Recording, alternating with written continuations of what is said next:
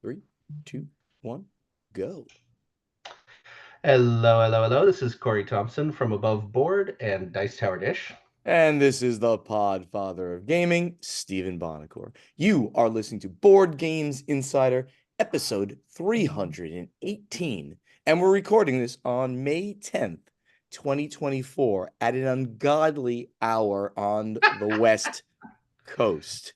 My usual hour. Board Games Insider is proud to be powered by Board Game Geek. And look at that, Corey with his Board Game Geek mug, shilling for our bosses at That's Board it. Game That's it. Geek.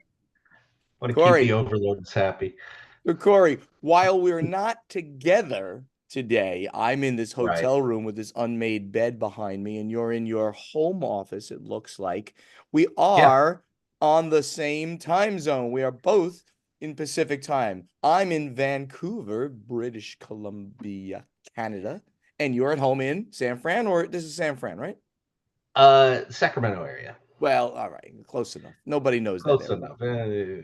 enough. So just yesterday, the cruise ship, right? We were on Podfather the cruise too, and it landed here in Vancouver. So we'll be here for 3 nights to see this beautiful city because I've never been here, so we figured spend a couple Oh, I nights and love Vancouver. I can't believe you haven't been there. never been. And I'm literally my room is overlooking the marina, Bayshore area marina. It is absolutely stunningly beautiful with snow-capped mountains in the back. I mean, it's pretty amazing.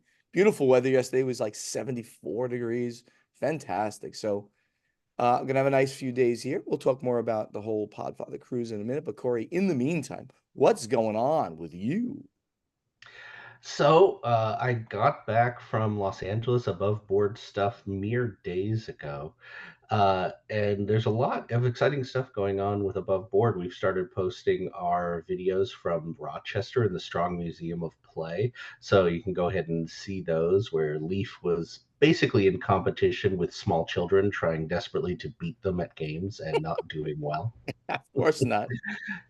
So we had all sorts of cool things. I think I already said we had a long D&D campaign we're starting to do with Above Board. We filmed that while I was down there, along with D&D celebrities, uh, Jason Miller and TJ Storm, who came and visited the set, wasn't in this D&D shoot. Becca Scott was in the shoot. It was Nice. really a fantastic time. But now I'm back in the Sacramento area getting ready for a week of Bonacore at my house, which I don't even know Woohoo! how that happened. It's a mistake on my part. But there's going to be board games and craziness leading up to Kubla Khan. So I'm really excited. Kubla is the biggest convention in California, the biggest local convention in California, and it's in San Francisco at the San Francisco airport, technically in Burlingame. And you're going to be a moderately interesting guest of no note whatsoever. A moderately interesting guest. I am the very special guest of honor at Kubla Khan, Corey. Oh, forgot. Yes, I thought and you you were know just that. a moderately interesting guest. And you I did know want to that. call out one game I played. I finally played Slay the Spire, the board game. This is based on the video game Slay the Cool. Spire by Megacrit.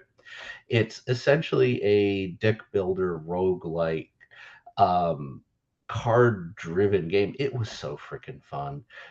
Cooperative uh, climb of battle after battle after battle, upgrading your deck with really interesting asymmetric characters. We did well, we didn't do great. We did okay. There's three climbing acts to the game, and we died at the boss of Act Two, who was brutally hard. But we're all excited to play again. It was such a cool game. Had a really good time with it. I had my doubts about a video game conversion, but it was really fun. Very cool. Very cool.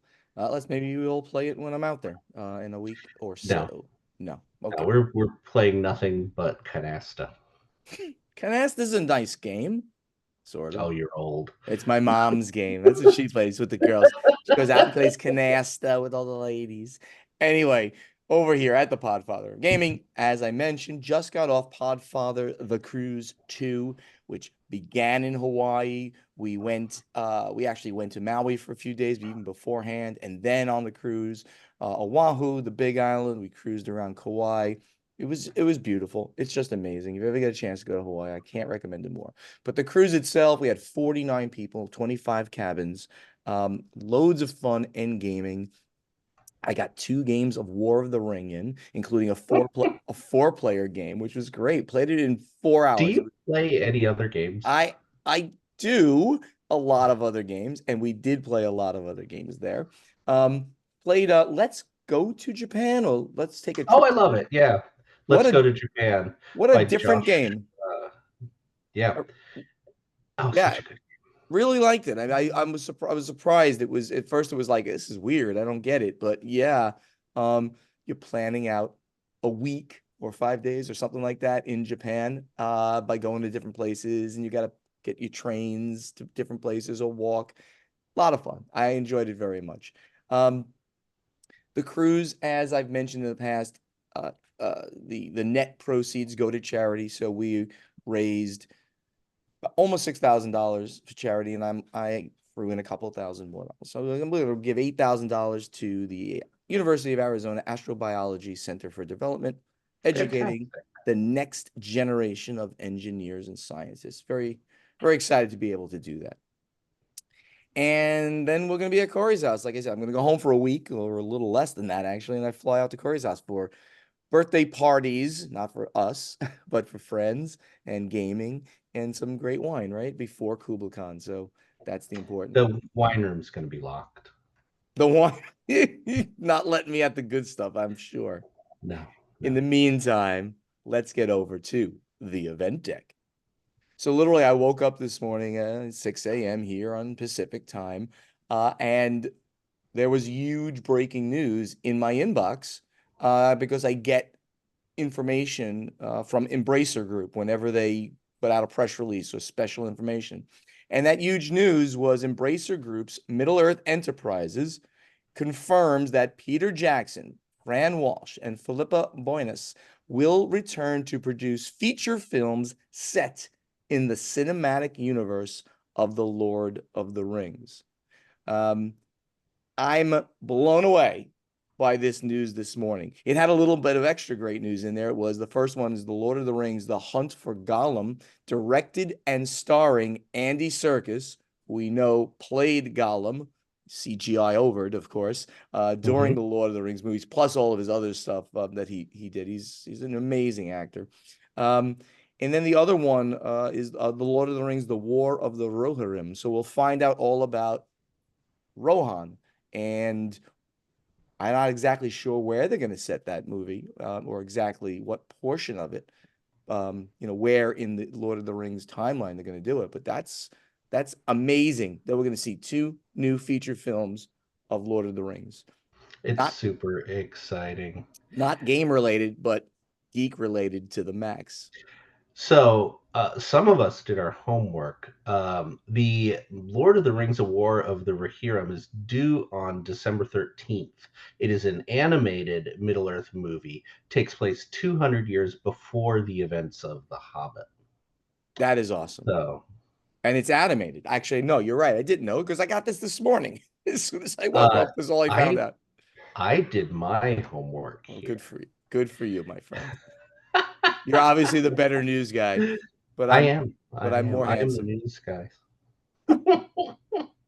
Moving over to GAMA, we love talking about GAMA here because we do support GAMA a Yep. lot. At least the two of us do. Ignacy, not as much a supporter of GAMA. But anyway, GAMA is actually moving. This is the GAMA Expo, formerly known as the GAMA Trade Show.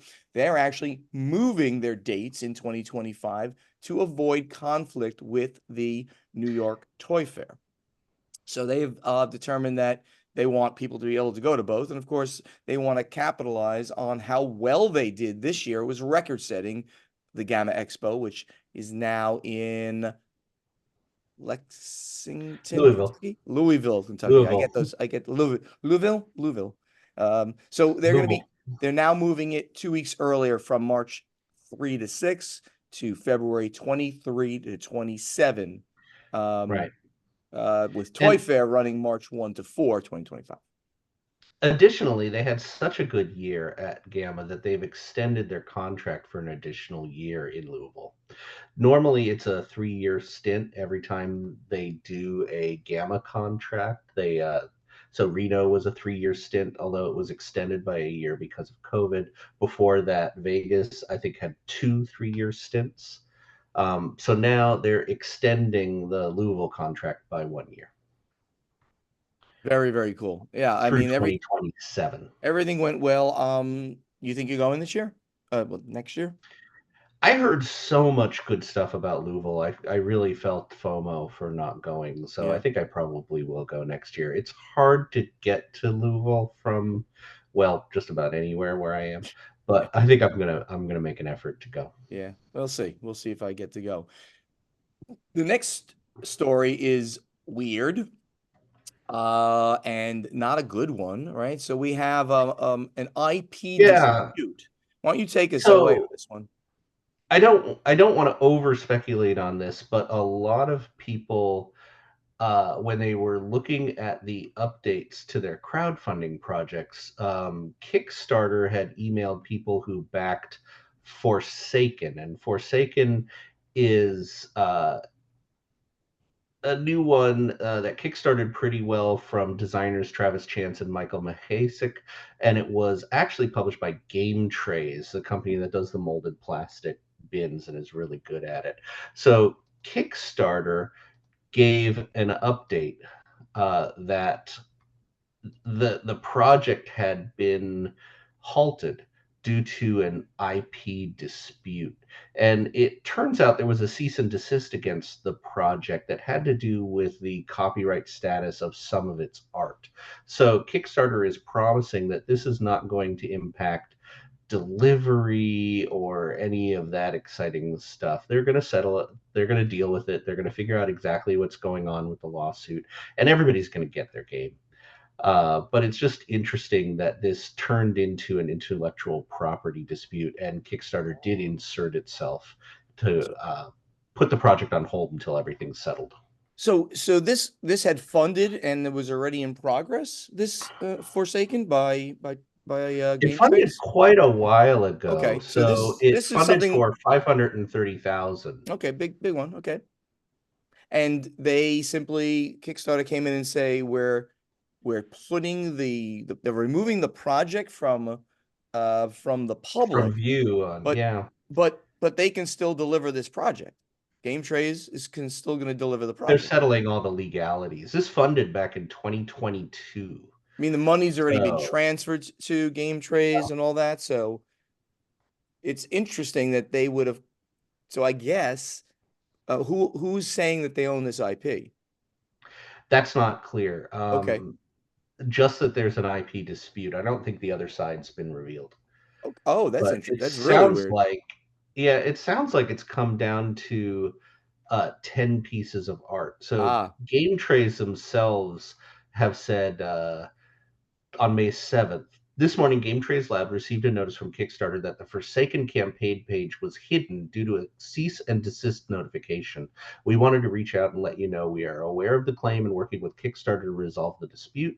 The claim is not regarding the game itself, but instead a small selection of art within the game. Game Trays Lab paid to have 10 images created that have become the subject of a copyright dispute. In order to quickly resolve the issue, we're moving the disputed image and replacing them with new artwork. This will not affect the quality of components or gameplay of Forsaken. Production and distribution of the game will proceed with the new art. So they're just oh, replacing the art that's under dispute. oh. So I mean, this is like open and shut at that point. I mean, maybe there could be back end legal stuff after this, but if they replace the art and that the art's in dispute, then done. I mean, everyone gets their I games and the game I comes think out, it's yada yada. I think it's all the companies being more sensitive to art because of everything that's going on with AI.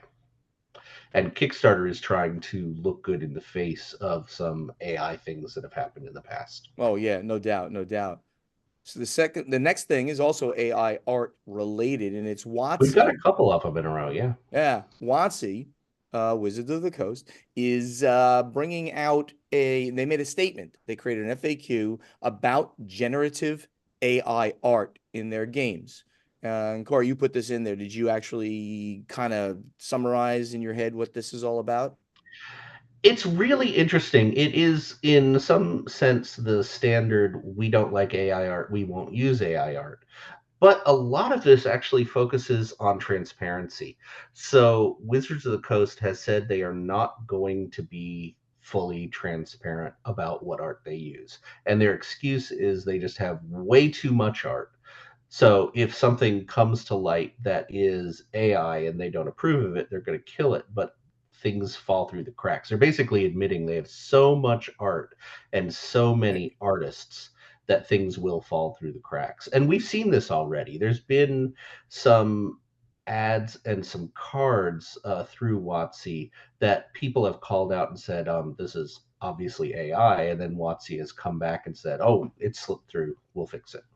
Yeah, so I'm going through it myself, and they yes, as you said, this is a company that has requested the generation of, at this point, millions of pieces of artwork. So they are not going to respond essentially to every person's complaint about every piece of art. They've said what their policy is essentially, but once somebody points out something that appears to be an AI piece of art, they will look at it and handle it internally and, and keep their artists' livelihoods, together and private and things like that. It's an interesting middle ground, I guess you can say on some level. Would you call it that? Yeah, I think there's been almost a gut reaction from the gaming community to say AI is evil. We are never using AI. Never, ever, ever, ever, ever. Please love us.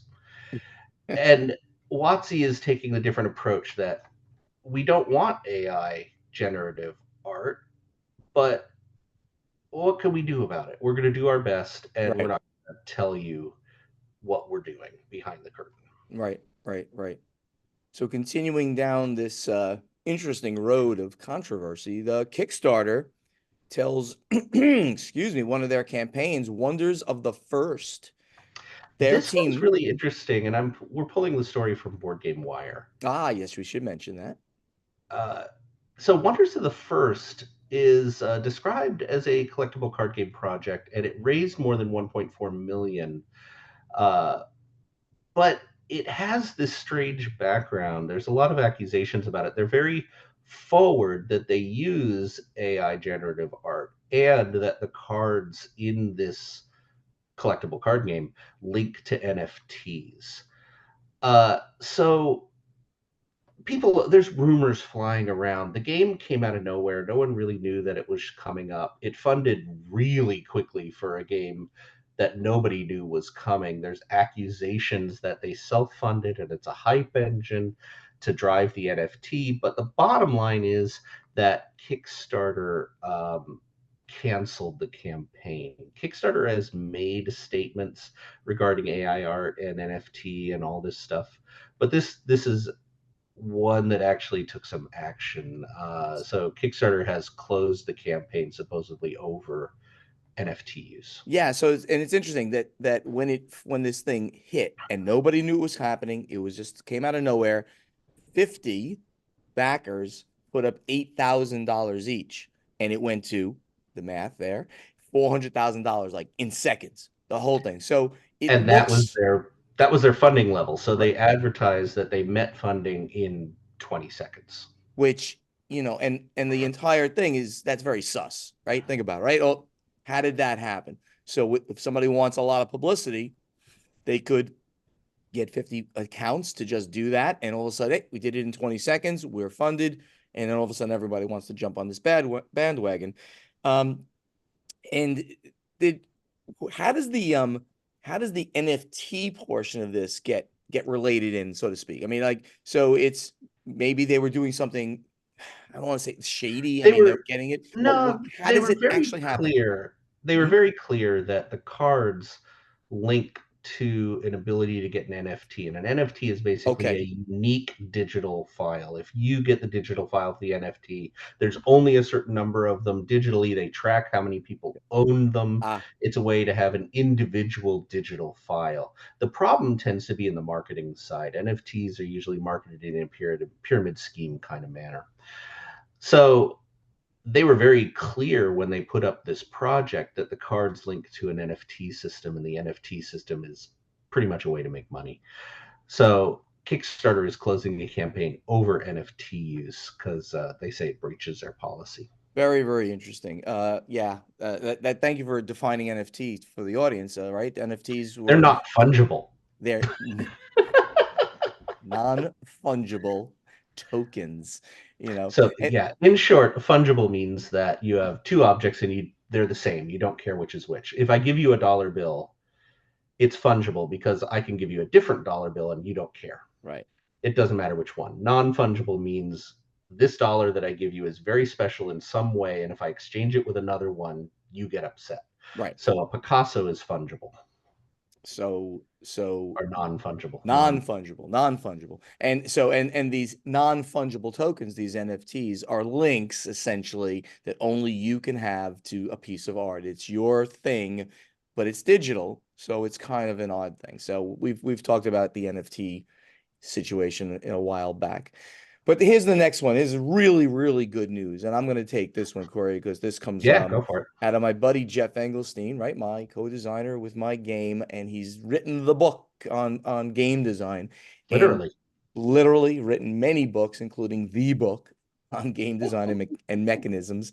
Um, Jeff and a group of game designers, and specifically some very notable ones, Elizabeth Hargrave, Sen Fong Lim, those are the founders of this, plus a bunch of others, have gotten together to create the Tabletop Game Designers Association, professional association. And what is this? Let me read a little bit from their press release from Bridgewater, New Jersey, which is where Mr. Engelstein comes from.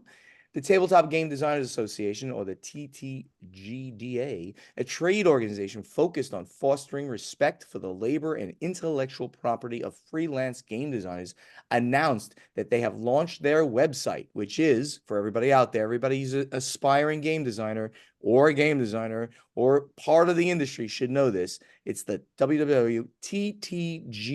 www.ttgda.org.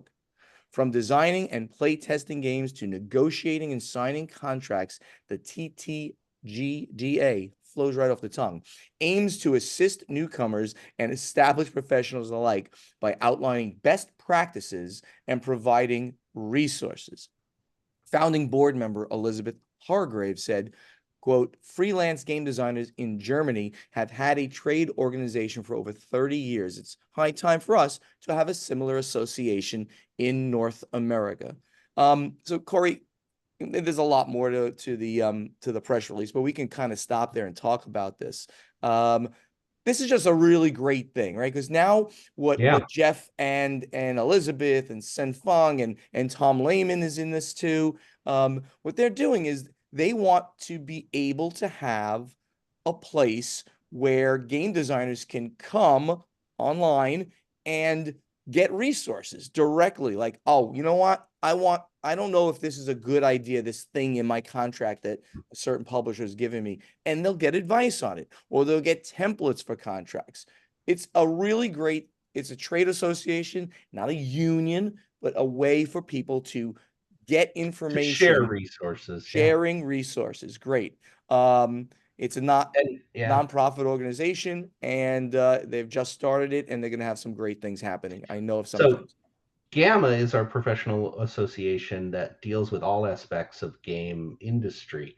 It supposedly has factions for publishers, for designers, for other branches of industry, for media, but it's a split organization. All of these are covered separately, and there's been debate in the past on how well GAMA covers different aspects of the industry. In Europe, specifically in Germany, we have the SAZ, which is the Designers Association, around since 1991. And now we're doing a game designer only association for an industry aspect that's notoriously uh, varied and random. No two designer contracts are ever the same. No two publisher contracts are ever the same. So this is a way to try to consolidate and give a little more power back to the designers, which is fantastic. And all three of these organizers are some of the smartest, most established, best designers I know: Engelstein, Elizabeth, and Senfeng Lim. Yeah, really, really great news that this is happening.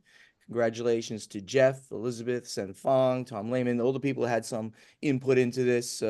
Cole Worley is mentioned as well. So there's lots of big names in there that they put this together, and I think it's fantastic. Last piece of news is a follow-up, amazingly, right? To we just announced only 2 weeks ago, maybe last week, Yeah. that the president of WotC, the head of WotC, right, which is a division of Hasbro. And Hasbro Gaming. Yeah. Right, they were leaving. She was leaving. Cynthia Williams was leaving Hasbro very quickly with an 11-day notice. Kind of odd in all kinds of ways. And now she is with Funko as the CEO. And this is off of ICV too. That Cynthia Williams joining Funko later this month as CEO, the company is announcing. And Funko has been without a permanent CEO since the longtime and twice CEO, Brian Mariotti, left the company last July. And since then, board member Michael Lunsford has had the role of Funko interim CEO. Not a lot more to report here, except that it was just a kind of a quick thing that moved back and forth, right? It's true, and Funko has been having some trouble. The little news at the end of the article is Funko reported a $23.7 million loss in its first quarter. So big reorganization. It's really interesting that Cynthia, who was in arguably the most powerful CEO position within gaming, Wizards of the Coast, Hasbro, yes, but Wizards of the Coast specifically, Right. left really quick supposedly to take the CEO job at Funko. So maybe there's big plans happening at Funko. Yeah, I mean they're out of gaming, at least for the most part, right? But they've still a huge Yeah, company with all their little bobbleheady things that they do with all of that IP that they put on there. So congratulations, that's true Cynthia and because Funko, the gaming side of Funko was sold to Goliath. as we know. All right. I think at this point, it's time to get to strategy and tactics. All right. Let's move down to a point here. We have Eric, who's Chewy on BGG. He's been a contributor many times. Thank you, Eric from Australia. He just asks, when are any of you coming to Australia? And Eric, That's a hard trip. and Eric, I'll tell you this. Ignacy will not be the first of the three of us to go. Okay? That's a guarantee. I Um, actually I lived in Sydney for a while, did so you? yeah. Did not Yeah, know. my parents lived in Sydney. My father taught at the University of Sydney for a couple of years. So I'd love to go back. I loved Australia. Well, when maybe we should plan a trip together. What do you think? Yeah, Podfather Cruise, Australia. There's potential for that. We'll see. Lynn Webster, who's from New Zealand, right? Neighboring country there, Yeah, at VT Nut on the Geek. Would you prefer to buy an expansion to a game you love or a new game? And ooh again. Corey, what is your preferred thing? A brand new game or an expansion to your one of your they're favorites? pretty equal. I'll be more excited about an expansion if it's a game I love. But if it's an expansion to a game I just own and think is fine, I'll get it and be excited that it improves a game. But probably a new game is more exciting than uh, just an expansion. Yeah, I got to agree with that. Most games I don't even bother with buying the expansions, of course. If it's a Oh, great I'm game a that I love, completionist. no. I got out of the whole completionist thing. Well, if I love the game, I'll go buy the expansion. Yes, of course. Or if I even like it a lot and I can see where the reason for it. But a new game is to me, where it's at. Lynn also asks, are there any artists you would love to work with on one of your games? Um, I never got to work with Ian O'Toole, so certainly would have loved to, and maybe Mhm. will for Play to Z, maybe. Um, I I would love to hang out with and work with the Micho. I have so many friends of friends who know the Micho and say he's just the most amazing, weird, delightful, crazy character. And I love his art style, and his art is so fast. The rumor from everybody who's worked with him is he just churns them out. He can do multiple pieces a day. He can get things back in the next day. yeah, it's amazing. Yeah, I love people who can create that fast and create at a quality level, right? I mean, because these are noted people, and they're like, wow, how do they do Yeah, this? Very, very talented people. So, Dutrait, I didn't work with him either. That would be great. Vince Dutrait. That would be yeah, nice. Lynn also asks, do you think shipping has or will ever go down to pre-COVID levels? So the good news there is that it has. It took another spike due to the problems in the Middle East. But for the yeah. most part, that would only give a spike in general, but not like a sustained thing because the containers that are hanging around coming from Asia to the US are not going in that route. Even a lot of the European ones don't have to go that way. They're going to come straight across the Atlantic, or the ones from China are going to go straight the other way to the Pacific Ocean. So it things are going okay now on shipping. We're back to normal, whatever normal is. It's you know, $5,000 a container or so, things like that. Thuan Ngo is at Lee Henshin. Do you feel that board game design is trending towards what the Dice Tower call quick, snappy turns to reduce downtime? Are gamers now just less patient, a reflection of a culture of instant gratification, or constantly needing stimulation? Ooh, this is a I psychological love question. this question. Yeah, this is really good. And for a really long time, I've been touting this that the current trend is for short, elegant games with no downtime. Almost all designers talk about how can we make our game have less or no downtime, simultaneous moves, uh, quick decisions that lead to a complex situation. It's the golden standard is to have a board game where each turn is fast, only has one or two decisions, yet the complexity mounts up from this very simple rule set. So totally agree. No, yeah. And I don't think, yeah, I don't think it's a reflection of culture. I think it's a reflection of maturity of game design. And I think that's what you were kind of going with. Game design continues to get better, continues to mature. They continue to figure out ways of making this a better hobby where everyone is doing things all the time. So you're always going to have the turn-based stuff that Agree. take a while. Yeah. But I think there's also been a shift of what gamers want. And I'm looking very long scale. I've talked about this a couple times that in the 70s and 80s, what gamers wanted was a simulation. What gamers wanted was something that was very exact with a lot of details. What sold a game was a really long rule book with lots of words, huge amounts of pieces in the box, and a playtime that was really long. That sold in the 80s and 70s. And ever since then, I've seen a trend in board gaming towards shorter 1 hour simple games. Right. Yep. That's absolutely true in every regard. Um, Thwan also then asked, do you have a Grail game? And Corey, you listed a few things here to do, and I'm gonna say I first off, I don't have one anymore. I've got all the games I want. I mean, I don't. I'll go buy new games, and every once in a while, I'll find something that I don't have that in my collection. I'll get it, but I don't have anything I say like I must get this game now. How about you? I for a long time one of my Grail games was Container by Mercury Games, and I picked up a copy of that at a flea market, and I was so excited about that. But right now, I gave this some thought. I have three games that are in my Grail list. The easy one, and I don't know if this even counts as a Grail game, is Civolution, which is the new 4X Civilization game by Stefan Feld. And I've played it, I've play tested it. It's amazing. It's a little on the long side. They had a new version of it at the Gathering, which just blew my mind. I I know I will get this. It's just that it isn't out yet. I don't know if that counts as a Grail. The more traditional Grail games are ones that have come out, are hard to find, and I really want. And I have two in that category.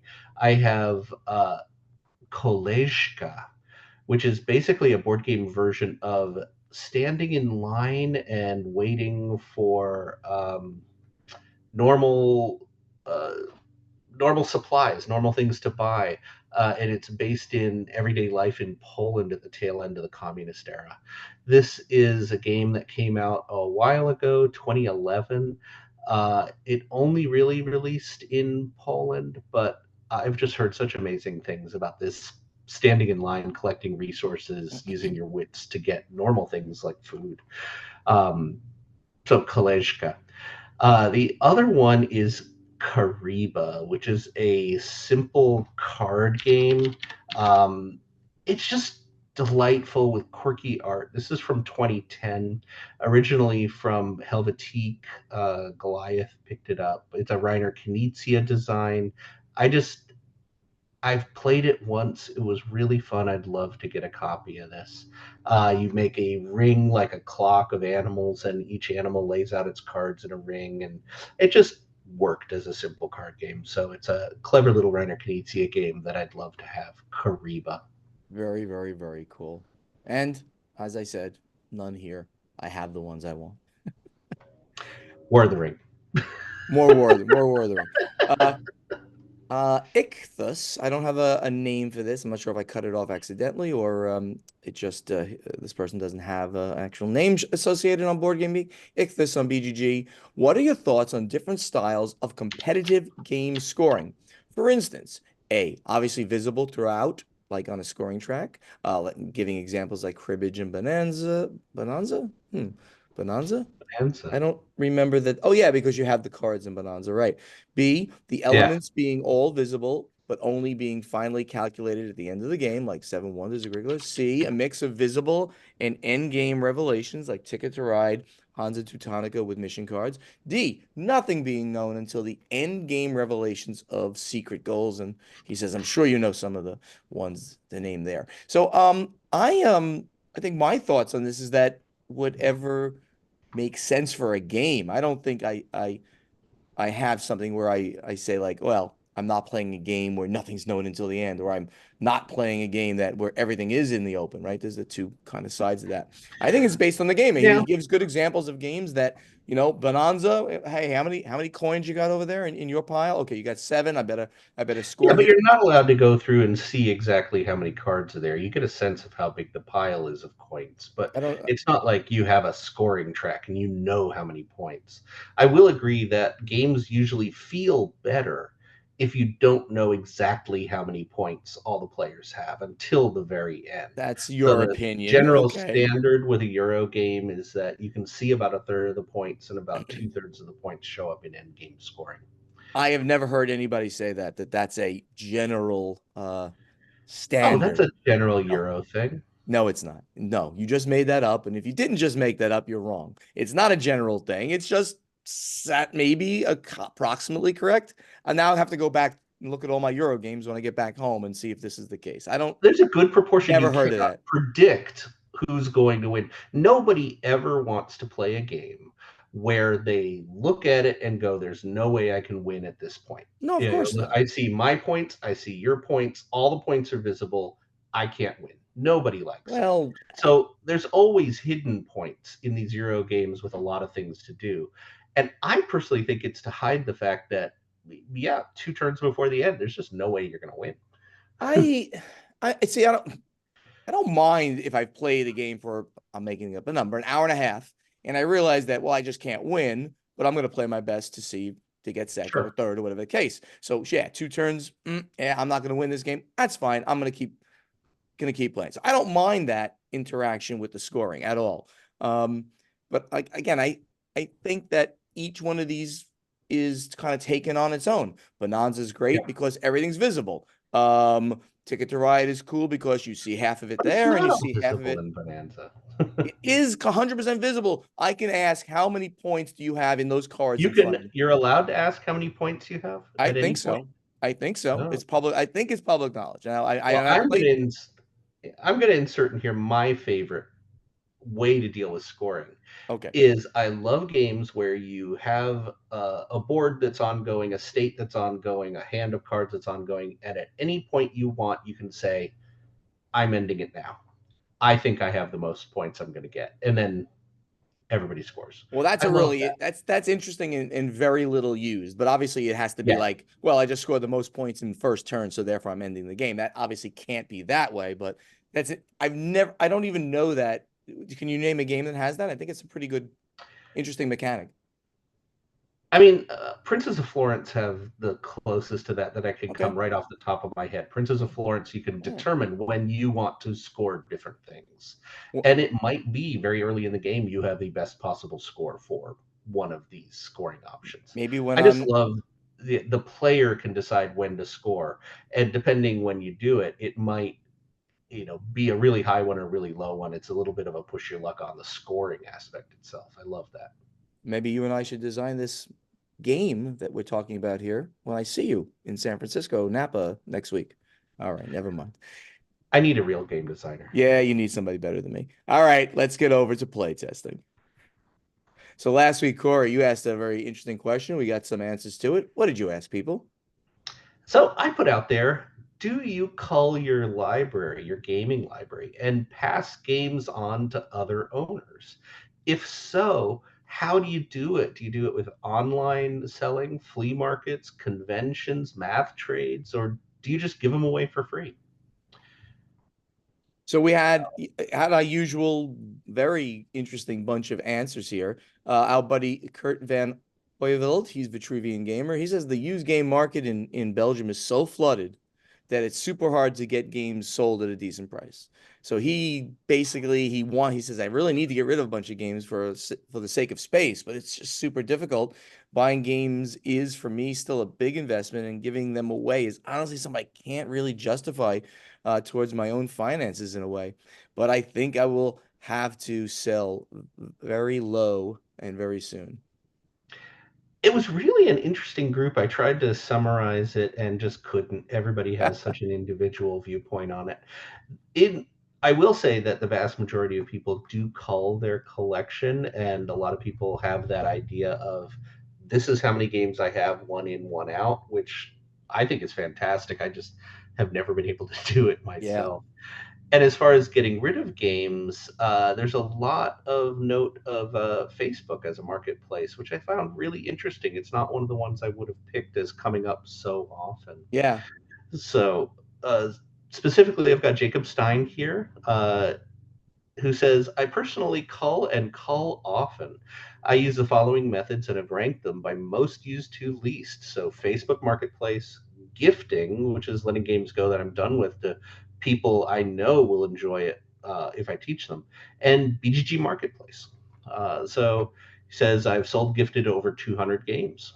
Uh, so, I love it. gotta, I'm laughing because I got a great one. So my buddy Bill Bricker, right? He's Yeah. the artist over at Stronghold Indie, illustrator, graphic designer. It's just a fun guy, and we hung out at the gathering of friends. He said I had never culled my games until recently, after some advice I received from Mr. Bonacore. I have a room dedicated to storing my games, but it had become full to overflowing. New games were either stacked on old games or for larger boxes left sitting on a table in my office. After great consideration, I gathered up 20 to 30 games I had either never opened or had no intention of playing again and donated those to a friend who I know will use them for good. I consider this proof that even the dark side, Darth Bonacore, can occasionally receive good advice even from the dark side. So Bill, yeah, so Bill and I had this conversation about no, just give them away. Just give them away. If somebody has the space and you don't, and you're not playing them, hand those games to someone who will play them or has the space, and then maybe you'll play it with them when they learn the game for you. So, Bill, you took some good advice from your old friend, Bonacor. So Risa K wrote, I cull games from my collection about once a year for two reasons. One, I'm the one with the most with the board game collection in our group, and a lot of times I want to try a new game, but I have to buy it, and I don't always enjoy them. And two, most gifts I receive are board games someone thought I might enjoy. Some of them are great, most are just okay. So first right of refusal always goes to friends. I take anything left to my friendly local game store. They have a used game consignment section and will give store credit when the game is sold. It's also where I pick up a lot of the games that I want to try for a little cheaper. So that's Yeah. I'd love to have that. Yeah. I'll give two more quick ones. One's a good shout out to Stephen Eckman, who runs the Jack Vassal Memorial Fund board game auction on the Geek every year. And he says, I mostly give them away at charity events and as gifts. I've listed quite a few of these in the Jack Vassal Memorial Fund. So thank you, Stephen, for doing that. He's a member of the board over at the Jack Vassal Memorial Fund. And another I'm going to mention. So almost everybody's saying they do give games away, but Eric Lagenbach, who's big friend of the show. We take his questions, his answers very often. He says, no, I buy games I'll play. Sometimes I'll lend someone a game for a few months, but I really can't be arsed to sell stuff. So he doesn't want to sell it. He only buys stuff. He'll lend it out, but he gets them back, it looks like. So good Yeah, answers, good I answers. I give a lot of stuff away, but I'm terrible. Usually when I give stuff away, I will buy another copy for myself. There. So Corey, tell us what's the new question for this week? Again, it was on you. Thank you for coming up with some more questions.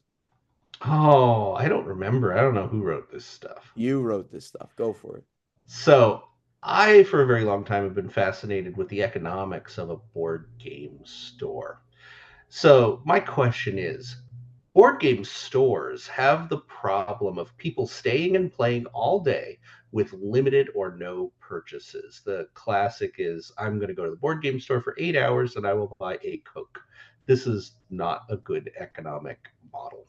Correct. So, as a consumer, if you had to pay extra for a board game store, would you rather pay a cover fee to enter the store, a rental fee for a table, a rental fee for a game, or a minimum food drink charge, kind of like a bar with a cover charge? So, Yeah, it's a great which question. method do you like the most for a board game store? Yeah, this is a really great question. And I saw this in your list of your questions you put here, and I'm like, oh, we're gonna do this one. Um, like I don't have a good friendly local game store, and I never have had one within 45 minutes of my house, which is kind of weird. Right? I've lived in suburban, but densely populated areas. But if I had to, I'm happy now. I'm in one position versus somebody else. A lot of people go into these stores are like, kids, young people who play Magic the Gathering, and well, if they're buying Magic the Gathering cards, that's a lot of money. Maybe they should be able to do this. But I would be happy to pay a fee for a table, especially if they're like it's a like a closed room and things like that where you can Yes. play nice games. A lot of some stores have that. That's really neat. So I That's a don't model mind. that I was really interested in, is like a VIP section, VIP table. Would you pay extra for that? I would. I think that's a great idea. Yeah, I mean that's a cool one. I think like I would do any of these things here. The rental fee for a game is a little hard because normally I'd bring my own the games that I want, right? But rental fees for games are fine. Um, Minimum food and drink. Sure, I'm gonna drink some Diet Cokes and some munchies while I'm there. Yeah. So I would do all these things, but I mean, enter it to a cover fee to enter the store. That sounds a little odd, right? I've seen all of these, which is Yeah, why I bring you've them up. actually seen it where you can't even get into the store without a fee. Like you have to be a kind of a member. That I've never seen. It's if you sit and play games, there is a time-based fee to be in the store. It's not like if you walk in and buy a game and leave, you have to pay a cover fee. Okay. Uh, and there's interesting little combinations there that I've seen that are really cool. Like you can pay a rental fee to play a game, but if you really like it, you can purchase the game and the rental fee is refunded. Or if you don't like it, the game then goes into an open game shelf where the price of the game lowers by how many times it's been rented. Really cool ideas there. No, absolutely. So, what all you guys think out there? Right now, I just posted that question in our guild on Board Game Geek. Please go there, find that play testing thread, and answer the question. And we'll take your answer here. And in the meantime, let's get to final scoring. God, my voice is so raspy today. I can't even do the deep voice. Everything is so raspy after that, after being on that cruise ship and having such a good time. But thank you I everybody for can do listening. final scoring if you're just not up for it. You No, know, no, I'm I a don't trust you. professional. I I'm literally I'm ready. don't know. I don't trust I you. can I can do the deep voice. Thank you so much for listening. Help us spread the word about this podcast by telling your friends to download Board Games Insider wherever they like to get their podcast, or watch Board Games Insider on the Podfather of Gaming YouTube channel. See, wasn't that good? Do you want to be part of this podcast? You can. Just ask us No. questions for our strategy and tactics segment by posting them in the correct thread in our guild on Board Game Geek. And also answer our question to you from our playtesting segment by going to our guild on Board Game Geek and looking for the thread with this episode's question. Check out the websites, which are portalgamesus.com, podfathergaming.com, dicetowerdish.com, and play2zgames.com. We're all over social media. Please like our Facebook pages, which is /BoardGamesInsider /PortalGamesUS /Podfather Gaming and /Play2ZGames. You can speak directly to Ignacy, Corey, and Steven on X or Instagram at PortalGamesUS, at Podfather Gaming, at Dice Tower Dish, and the YouTube channels are Portal Games Studio, the Podfather of Gaming, and Above Board TV.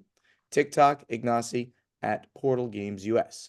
We'd love to see you at an upcoming convention, which, of course, the next one is KublaCon, where Corey and I will be there and causing all amounts of havoc. I can't wait for this. My first time Havoc. at KublaCon. Board Games Insider was professionally edited by Joshua Bowman from Tabletop Submarine Podcast. If you want your podcast edited by Joshua, you can reach him to discuss at tabletopsubmarine@gmail.com. And that great voice you hear during the intro, the outro, the in-between segments is that of Ray Greenlee. He can be contacted to do your voiceover work at raygreenleevoiceover.com. Corey, anything you want to ask and add to this? I just want to really quick say that schedule with Above Board is in flux, so it looks like I will be attending Origins and RageCon. So reach out. That's nice. I'll be at Origins as a special guest of honor again. Really, you're a very special guest of honor at I Origins. might be. I'm really looking forward to that one because that one's pretty big, and we're going to be doing some crazy things. There's actually on the schedule beers with Bonacor. You can go right now if it's not sold out already. They just listed all this up. Have beers with Bonacor at Barley's on Wednesday, like late afternoon, evening, or something like that. You get I think we appetizers, should the do a beers. canapes with Corey. That would Canapes with Corey. That's horrible. I am going to mention something else right now that yeah. while the Podfather the Cruise 3 is not yet in stone, we're pretty sure. In fact, it's 100% sure the dates are not there yet. Podfather the Cruise 3 is going to go Panama Canal either How through cool. either through the Panama Canal from Florida to LA or from LA to Florida, depends on time of year and stuff like that. It's either going to be a spring or a fall thing, which is when they do that cruise. So stay tuned for that because to me that's another bucket list. Going through the Panama Canal, I That's think very cool. that's gonna be pretty darn cool. Everybody out there, thank you so much for being a listener to this show. We really appreciate it. Check us out on the Podfather Gaming YouTube channel, wherever you like to get your podcast in audio.